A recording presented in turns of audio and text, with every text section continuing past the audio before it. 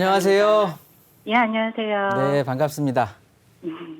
반갑습니다. 아, 여태 내 집이 없으시니까 조금 불안하시기도 하고 그러시겠네, 그죠? 네. 그런데 뭐 한신한진 아파트를 한 4년 전에 3, 4년 전에 샀으면 어땠을까, 그죠? 엄청 좋았겠죠. 뭐 지금 그때에 뭐 비해서 관악 현대도 한- 물론 그렇고 지금 살려니까 네. 좀 굉장히 배 아프고 그러지 않으세요? 예. 알아볼 때마다 조금 그렇습니다. 그래서 결론은 네. 서울이라면 네. 너무 제일 필요는 없는 것 같아요. 아. 네. 왜냐하면 뭐 먼저 설명을 드리기 전에 전체적인 부동산의 그 가격의 변화가요. 네. 보면 이렇게 쭉 뭐 오르다가 꺾이다가 다시 또 오르다가 꺾이다가 뭐 이렇게 되는 우상향 곡선 이런 그림은 많이 보셨죠. 네, 네, 네. 이렇게 가격이 꺾인다고 해도 그러니까 쉽게 말해서 가격이 빠지면서 조정이 된다라고 해도요. 네. 오르기 전 가격으로 다시 그대로 떨어지는 게 아니에요. 아, 네. 올랐던 가격에서 뭐 20, 30, 뭐 최대 30% 정도까지 뭐 보통 한 20% 전후로 빠지는 거거든요. 네. 예를 들어서 10억짜리 아파트가 20억이 된 거예요. 네. 그런데 이게 빠지더라도 2는 4, 한 4억 정도 빠지는 거예요. 조정이 된다라고 해도. 그래도 내가 10억에서 출발을 했으니까 6억은 먹고 가는 거잖아요. 네, 네. 그렇게 생각을 하면 시간의 문제인 거지. 네. 이렇게 수요가 계속해서 대기 수요가 오히려 풍부한 이런 지역에 있는 주거 또 지금 내가 주택이 하나도 없다라고 하면 네. 일단은 주거 문제는 해결하고 가는 게 뭐 꼭 굳이 돈을 벌고 안 벌고를 떠나서 일단 전체적으로 생활도 안정이 되고 괜찮거든요. 네, 네, 네. 그랬으면 좋겠다라는 좀 생각을 가지고 말씀을 드렸고요. 네. 그런 의미에서 보면 제가 지난주도 제가 한신한진 아파트를 좀 그 얘기를 들었던 것 같은데 요 성신여대 한성대 사이에 있는 걸로 알고 있고요. 네, 네, 네. 한신한진 아파트 같은 경우가 거의 5,000세대 가까이 되죠. 4,500세대가 넘어가니까. 네, 네, 네. 네. 굉장히 대규모 세대가 밀집해서 살고 있는 거고요. 90년대 후반에 지어졌어요. 네. 그런데 이제 기존에 있는 찾아 먹은 용적률 자체는 꽤 이제 200% 후반대가 이제 네. 돼 있기 때문에 재건축을 가기에는 글쎄요. 지금 현재의 공법이 적용된다라고 하면 네. 용적률 이런 것들이 적용된다라고 하면 재건축을 진행하기에는 뭐 어렵다고 판단이 되는 건데 네, 네. 일단 지금 그런 상황인데 전체적으로 보면 네. 우리 한신한진 아파트가 굉장히 대규모 세대가 있지만 요렇게 하는 게 이제 서울에 우리가 흔히 말하는 도심이라고 얘기하는 CBD라고 하는 거거든요. 네. 뭐 이쪽에 여의도 쪽도 있고 강남 쪽도 있다라고 하지만 지금 제가 이렇게 표시하는 것들이 서울의 3대 업무 단지잖아요. 네. 그러면 서울에 이렇게 기존에 있는 도심들 뭐 종로니 뭐 을지로니 중구가 아주 대표적일 텐데 이런 쪽에 있는 곳들의 직장인들 그러니까 이 직장인들의 배후 주거지로 활용을 할 수 있는 게 한신한진 아파트인 거예요. 네. 왜냐하면 주변 여기는 거의 대부분이 다 상업지거든요. 네. 그러니까 아파트가 들어갈 수 있는 공간도 별로 없고 들어가 봐야 주상복합 조금들 아니면 오피스텔들이 주거시설을 대체하고 있는 상황이고 그리고 주변으로 우리 집까지 넘어오는 이 길들은 다 노후주거지들로 메꿔져 있잖아요.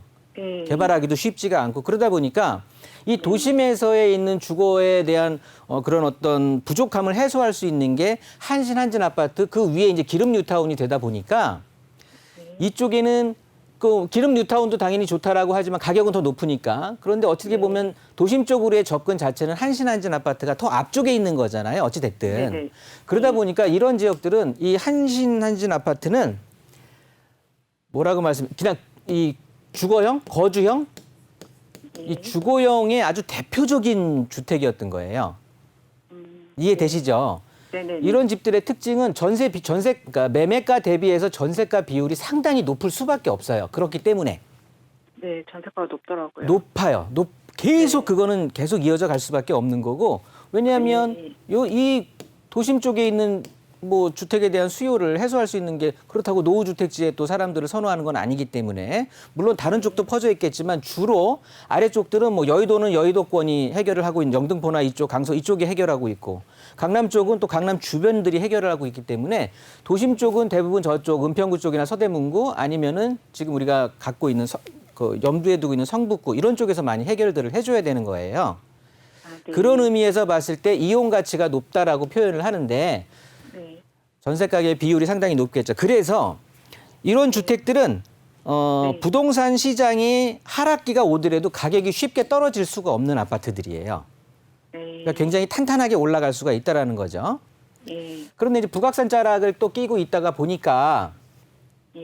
굉장히 이 좀 뭐라고 표현해야 될까? 언덕백이고 좀 이렇게 경사지에 네, 있잖아요. 맞아요. 구릉지라고 네. 표현해야 될까요? 구릉지에 또 아파트가 네. 있다 보니까 또 나이 드신 분들은 겨울에 오르내리기 좀 힘들어하고 하는 경향들도 있는데 네. 여튼 30평대를 기준으로 한다고 하면 네. 그러니까 84제곱미터가 되겠죠, 전용. 네. 요 면적을 기준으로 한다라고 했을 때 지금 네. 아래 봤던 우리가 이제 관악 현대를 또 보셨었잖아요. 네네네. 근데 이 두 개의 아파트가 사실은 되게 비슷한 아파트였던 거예요. 네. 여기 한신한진 아파트라든가 아니면 이 관악 현대가 요 숭실대 입구역 쪽에 있는 건데 네네네. 이 관악 현대 같은 아파트들이 대표적인 그 거주형 뭐 요런 아파트가 됐어 가지고 네.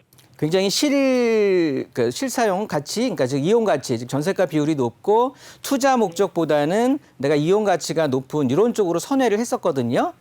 네. 그게 무슨 소리냐면 2017년 그리고 아마 2018년 초까지일 거예요. 봄 시장까지니까 2018년 3월 정도까지 네. 30평대의 가격들이 네. 거의 대등소이했어요. 관악 현대나 한신 한진이나. 네. 그런데 지금 가격들 비교해 보셨어요? 네. 지금 가격은 관악 현대가 비싸죠. 네. 같은 30평대를 봤을 때. 올라가는 폭이 좀 더 빠르더라고요. 그렇죠. 그러니까 2018년 상반기까지는 가격이 똑같이 갔었다고요.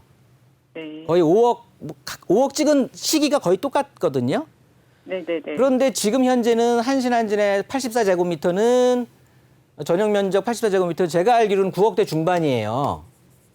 네. 뭐 9억 5천 정도 가는 걸로 알고 있고 뭐 물론 더 정확한 거는 제가 뭐 이거 일주일 전에 확인해 본 거라. 네네네. 관악 현대 같은 경우는 지금 11억 정도가 네, 맞아요. 호가가 나와 있는 거거든요. 네. 불과 3년 전까지만 해도 가격이 똑같았던 게 3년이 흐린 지금에서 봤을 때 가격이 이렇게 차이가 확 난 이유가 그래도 있겠죠. 예, 그래서 강남 쪽에 아무래도 개발 호재가 많아서 그쪽이 네. 더 나을까 하는 생각도 하고는 있어요. 네. 두 가지 측면이 있는데요. 네. 제가 봤을 땐 그래서 뭐 그러니까 직장이 어느 쪽이세요? 저희가 서울 전역을 하고 있고요. 아, 그러세요? 그러니까 딱히 어디 한 곳에 있는 건 아니어서. 그러면 투자성을 좀 더 생각을 한다라고 하면 네. 지금 현재 컨디션은 똑같다고 보고 예를 들어서 네. 앞으로 개발 호재가 좀 더 있는 것들, 개발 호재가 네. 좀 더 있는 것들이 조금 가격이 더 오르겠죠. 아무래도 치고 올라가는 속도가.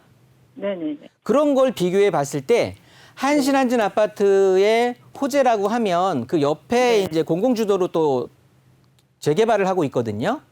네. 성북구역인데 그 네. 지역들이 이제 물론 시간은 걸려요. 그래서 네. 그 재개발로 되니까 그 우리 한신한진 아파트가 지금은 대규모 단지를 자랑하고 있지만 그 주변이 받쳐주지는 못했는데 바로 앞에 네. 내 턱 아래에 새 아파트 단지가 조성된다라고 하면 그 시너지 효과는 좀 커지겠죠. 네. 그런 호재가 하나 기다리고 있고요. 네. 관악 현대 같은 경우는 일자리들이 또 창출이 돼요. 네. 그러니까 집값을 상승시키는 그 어떤 폭이라든가 속도를 확실히 증가시키는 건 옆에 재개발되고 그런 그 주택이 늘어나는 거 그거보다는 당연히 교통 개선하고 일자리 증대가 되는 거겠죠.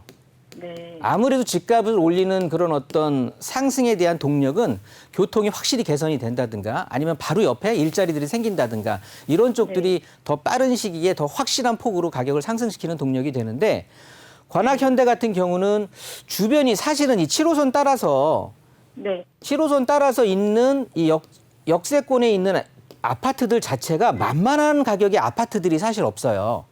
맞아요. 굉장히 다 비싼 아파트들이 포진해 있거든요.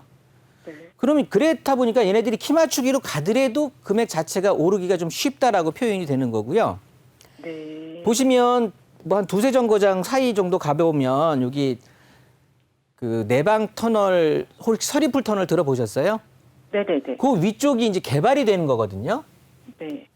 거의 3만 평 정도가 개발이 되는 거예요. 거기에 이제 IT 관련 산업들이 쭉 들어가게 되는데 일자리들이 창출이 되는 거예요. 네. 그리고 또 조금 또 강남 쪽으로 가다 보면 롯데 칠성부지가 또 개발되고 지구단위 계획 다 완성이 됐기 때문에 네네네. 그렇다고 보면 네. 일단은 내 주변이 부촌들, 그러니까 집값이 높은 주택들이 몰려 있는 지역들이 바로 우리 집 근처에 있고 네. 거기에 추가로 일자리까지 생긴다 그러면은 향후의 상승폭은 계속해서 조금은 더 가져가지 않을까요? 네. 저도 그렇게 생각은 하고 있어요. 네, 그런 의미에서 어느 한 네. 아파트가 제가 이런 질문 받을 때 상당히 고민스러운 게 네. 그렇다고 해서 어느 하나가 확 쳐지고 그러는 게 아니에요. 둘 다. 네, 괜찮은데 제가 봤을 때 시청자님 입장에서는 지금은 뭐 향후 차익, 어떤 개발성, 투자 가치에 더 의미를 부여하시는 것 같기 때문에 네네네. 그런 의미에서 본다면 관악 현대가 좀 더 낫지 않을까라고 이제 아, 얘기를 해보는 거고요. 그러면 똑같은 기준 33평대 말고 네. 아마 지금 알아보니까 33평보단 자금 여력이 29평이 관악 현대가 좀 편하더라고요. 그러면 29평도 그거 하세요. 괜찮을까요? 그럼요. 그거 괜찮아요? 네네. 네. 그거 하시는 게 나을 것 같고요. 네. 그리고 뭐 연말에 1억 정도 생긴다고 하셨잖아요. 네네, 맞습니다. 이 1억을 따로 하는 것도 좋은데 요거 30평대를 하려고 하면 네. 요 1억 보태면 가능한가요? 가능은 한데요. 네. 지금 올라가는 게 너무 빨리 올라가고 있어서 그때 네. 또 잡으려고 하면 네. 이 돈을 넣은다고 해도 못 잡을까 봐 고민이 되거든요. 그러면 지금 우리 시청자님한테 제가 시간 할애를 좀 많이 한 것 같은데 네. 요렇게 뭐 1억 정도에 대한 투자 같은 건 지금 또 당장 생기는 돈은 아닌 거잖아요. 네. 그러니까 요건 추후에 저희가 또 뭐 방송 말미에 말씀을 네. 드릴 수도 있겠지만 저희가 무료 상담도 해드리니까 네네. 그렇게 했을 때 디테일하게 좀 지역 같은 데 찝어보면서 한번 상담을 해드릴게요. 아, 예. 근데 일단 감사합니다. 고민했던 내용에 대해서는 관악 현대가 좀 더 개발 투자 가치는 있지 네. 않을까 판단이 됩니다. 아, 예, 감사합니다.